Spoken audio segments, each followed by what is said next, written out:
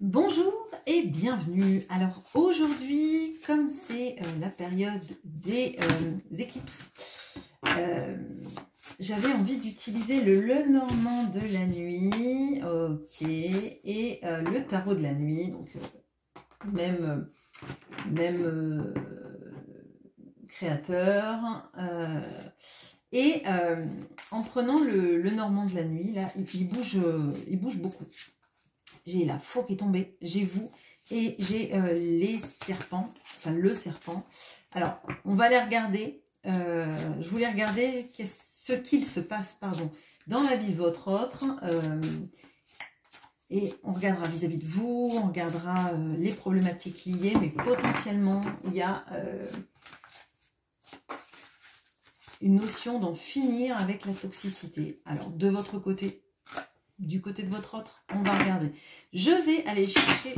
Ok, excusez-moi pour les personnes qui écoutent avec les casques, ça se trouve, vous venez de perdre un dixième d'audition, mais bon.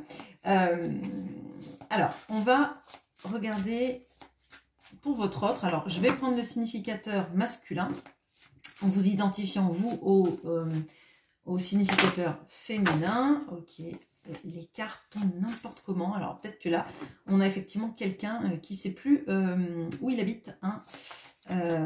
Donc bien sûr, votre autre peut être une femme, hein, ça ne pose pas de problème. C'est juste un significateur, juste parce qu'il en faut un. Allez. Où est votre autre? Qu'est-ce qui se passe dans sa vie? Non, je pense qu'on est encore en Mercure rétrograde parce que j'ai l'impression que ma bouche, les mots partent trop vite et trop mal. Bon, ok. On a à côté de la tour, là, on a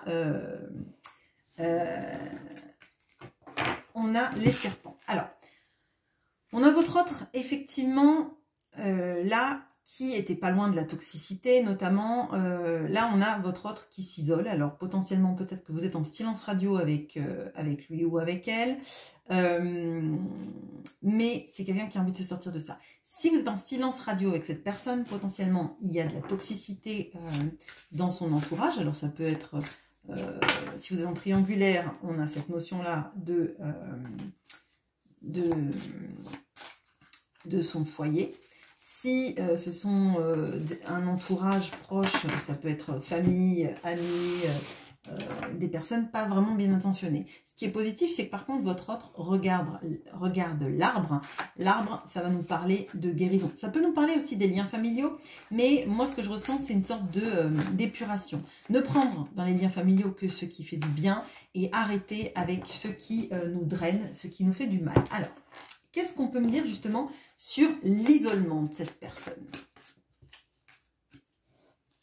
On a la reine d'épée. Alors là, effectivement, on a la position de quelqu'un qui se met en recul, en retrait, pour réfléchir à sa vie et avoir une notion plus analytique de ce qui est en train de se passer dans sa vie. Donc c'est un recul nécessaire pour comprendre ce qui se passe, pour connaître les enjeux.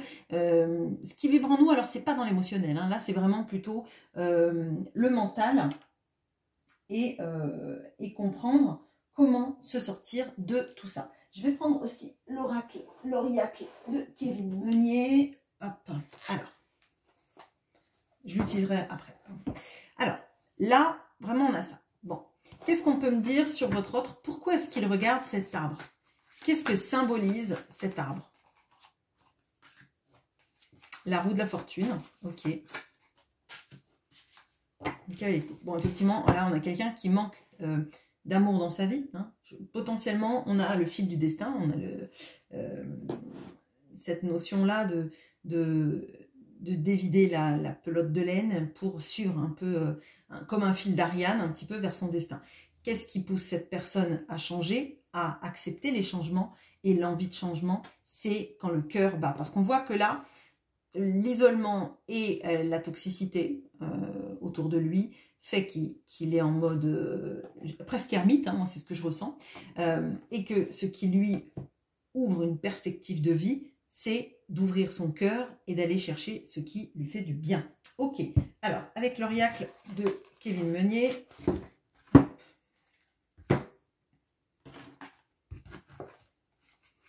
qu'est-ce qu'on peut me dire sur justement cet isolement? Pourquoi en fait il réfléchit? Qu'est-ce qui le taraude? Le fardeau. Bon, alors effectivement, là on a le poids de la famille, le poids générationnel, le poids des responsabilités potentiellement. Ok. Qu'est-ce qu'on peut me dire sur... Ah, ouais, alors là on peut avoir quelqu'un, parce que les cartes, je ne suis même pas arrivée à les remonter. Bon. On a quelqu'un qui peut se sentir un peu pris au piège dans un labyrinthe. Et c'est pour ça que, à mon sens, vous voyez, la pelote de laine, hein, c'est la pelote de laine, le fil d'Ariane, hein, qui sert à Thésée pour sortir du labyrinthe, d'accord? On peut avoir cette idée-là que cette personne a besoin d'aide pour sortir de son labyrinthe. Alors, c'est pas une aide qu'il va demander, très clairement, mais on a cette notion-là de se dire peut-être qu'en suivant le fil de la destinée, le fil d'Ariane, il arrivera à sortir de son labyrinthe, en réfléchissant à ce qu'il a vécu dans sa vie, à ses fardeaux personnels, hein, peut-être des responsabilités qu'on a endossées, peut-être des schémas aussi familiaux compliqués, des reproductions de schémas, etc. Mais il a besoin, effectivement, pour sortir du labyrinthe, de suivre le fil de la destinée. Arrêter, en fait, peut-être de lutter contre le changement. Alors, effectivement, alors, qu'est-ce qu'on a avec cette roue de la fortune et ce cavalier de coupe? Convalescence.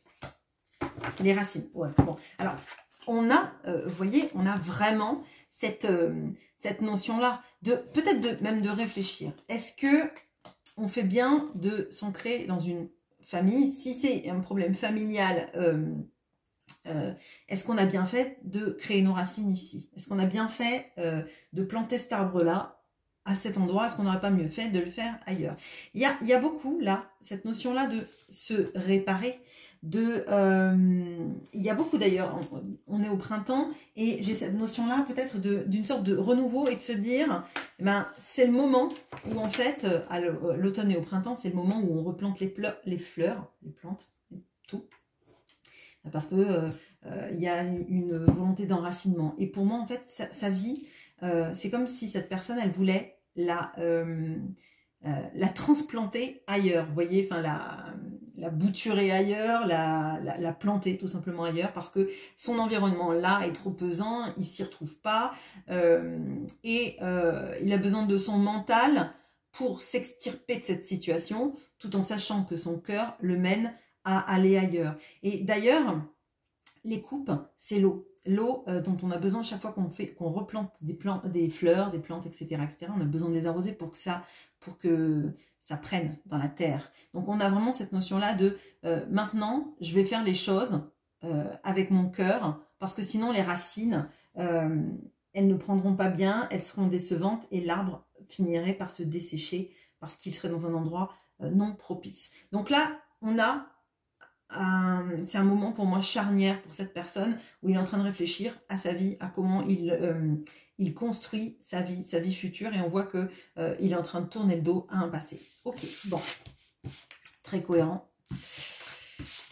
Alors, je vais regarder vous. Je pousse mes cartes. Hop. Vous, dans tout ça, où êtes-vous dans son cœur?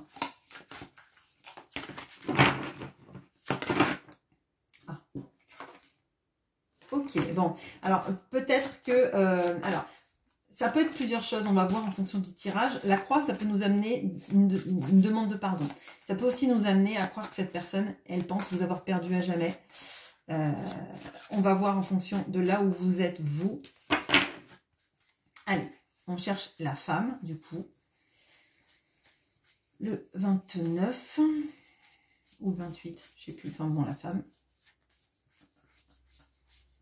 Ok, vous êtes là.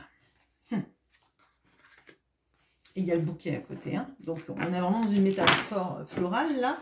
Bon, alors vous êtes en train de regarder, il y a vraiment un besoin de stabilité. Alors vous représentez effectivement la stabilité pour cette personne, très clairement. Vous êtes entre la maison et l'ancre. Là, moi je dirais que le futur port d'ancrage de cette personne, c'est vous. Hein. C'est vous, une fois qu'il aura suivi son fil d'Ariane et qu'il aura su aussi créer quelque chose, mais de vraiment stable. On voit là, la maison, elle est ouverte, elle a un beau jardin, il y a plein de fenêtres allumées, donc il y a plein de personnes qui vivent dedans, ou alors c'est des gens qui font pas attention à la planète, blague à part. On a vraiment cette notion-là d'avoir envie de vous ancrer dans sa vie et de vous ancrer pour de bon, en fait. Moi, c'est ce que je ressens. D'arrêter aussi peut-être de partir. Peut-être qu'on a quelqu'un là qui faisait beaucoup d'allers-retours et c'est quelqu'un qui en a marre, en fait, d'être le marin comme dans la chanson de Barbara. Hein, parce que vous n'avez pas la vertu des femmes de marins. Voilà. Allez, alors, qu'est-ce qu'on peut me dire justement sur cette stabilité que cette personne veut avec vous? On a le 10 de coupe. Alors, bien sûr, 10 de coupe avec cette maison-là remplie de personnes accueillantes et stabilisantes. Forcément, 10 de coupe, 10 de denier, c'est totalement ce qu'on attend là-dedans. Donc effectivement, cette personne, elle veut une vie avec vous, stable, épanouissante, dans laquelle en fait, on a le droit au bonheur et on a le droit de le savourer. On a le 3 de bâton, donc là, on se projette aussi. Donc vraiment, cette personne, elle se projette avec vous. Je pense qu'elle n'est pas partie, effectivement. On voit qu'elle est en mode... j'essaie d'abord de sortir vivant du labyrinthe, bon, ce qui n'est peut-être pas forcément facile, même si c'est pas un minotaure, on a peut-être un cerbère à la maison. Hein. Bon, bref. Ou en tout cas, des personnes qui l'empêchent de faire ce qu'il veut. On a le 4 de coupe. Ouais. Alors... je pense que c'est quelqu'un qui vous a pas donné énormément et qui vous a mis dans une situation dans laquelle je ressens, moi, que vous n'avez pas été oui, satisfaite, je dirais. C'est pas quelqu'un qui vous a donné beaucoup d'attention, beaucoup d'amour, beaucoup de tendresse, beaucoup de mots doux, beaucoup de considération pour ce que vous viviez. En fait, c'est quelqu'un qui a envie de changer, mais il va falloir commencer. En fait, hein, il va falloir vraiment commencer, il va falloir s'activer, je dirais. Parce que sinon, effectivement, vous risquez de trouver une stabilité potentiellement ailleurs. On ressent de toute façon que c'est ce que vous méritez et cette personne le sait, hein, que c'est ce que vous méritez. Et vous méritez quelqu'un qui ne fasse pas que des allers-retours. Alors... on a cette maison-là, donc on a l'hiver, ok. On a ce doux foyer, hein. On a vraiment cette notion-là de la douceur du foyer. On a l'âge, effectivement, ok. Donc peut-être que ça fait un moment que vous attendez cette personne et elle commence à voir l'horloge tourner et l'automne. Bon, on va avoir toutes les saisons du monde, j'ai l'impression. Moi, ce que je ressens, c'est qu'on a quelqu'un qui a envie de vieillir avec vous. Hein. Donc là... l'automne, je le vois comme l'automne de la vie, hein, d'accord. Et moi, je pense qu'on a quelqu'un qui a envie de se calmer, de se stabiliser, qui recherche quelque chose de plus doux, de plus tendre, peut-être de moins fougueux, hein, certes, mais qui voit que le temps a passé et qu'à un moment donné, faut arrêter de courir sans cesse après des choses utopique, faut arrêter de vouloir plaire à tout le monde, faut arrêter de vouloir donner sans arrêt à des gens qui nous drainent, faut se concentrer aussi sur ce qui nous fait du bien, sur ce qui nous permet en fait de se sentir en adéquation avec ce qu'on veut, d'accord. Là, il y a une vraie problématique autour de l'âge qui passe, hein. Peut-être que c'est quelqu'un aussi qui a perdu des membres de sa famille, là, et puis vous savez, chaque fois qu'on perd, je sais pas, un oncle, tante, parent, etc., on se dit qu'on est le prochain sur la liste. Enfin, c'est pas joli de voir ça, enfin, c'est un peu glauque peut-être, mais pour moi, il y a vraiment de ça. Donc là, moi je dirais que cette personne, elle se rend compte qu'elle n'a pas fait grand-chose pour vous, qu'elle n'a pas été assez satisfaisante vis-à-vis de vous dans votre vie, dans ce que vous ressentiez. Et là, forcément, au bout d'un moment, on a peur que la vie, elle passe, qu'on n'ait jamais en fait vraiment aspiré au bonheur, ou en tout cas fait quoi que ce soit pour se procurer du bonheur. Alors, là... je vais voir qu'est-ce qu'il en est justement de l'engagement. Est-ce qu'un engagement avec vous se précise? On va regarder, on cherche la bague.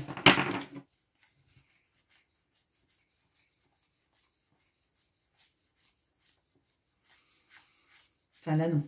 l'anneau avec le cœur, magnifique. Et les souris. Bon, alors, on a les souris, on a l'anneau, on a le cœur. Alors, effectivement, cette personne, elle a vraiment envie de bâtir quelque chose avec vous, mais forcément, il y a des soucis qui arrivent. Alors, ça peut être des soucis, oh là là, des soucis financiers, de devoir lâcher peut-être, j'allais dire lâcher de l'argent aux gens pour qu'ils vous laissent en paix. Bon, si pour lui, les gens le laissent en paix, s'il donne de l'argent, c'est que quand même, les gens n'étaient pas très attachés à qui il est et à sa présence. On va pas se mentir, quand en fait on achète les gens avec de l'argent, c'est que finalement vous représentiez pas grand chose, enfin pas vous, hein, mais lui, enfin la personne qui donne de l'argent, à ces personnes-là et qui étaient plus intéressés par les biens matériels que vous apportiez que par votre être profond. Alors, qu'est-ce qu'on peut me dire sur... Ouais, bon.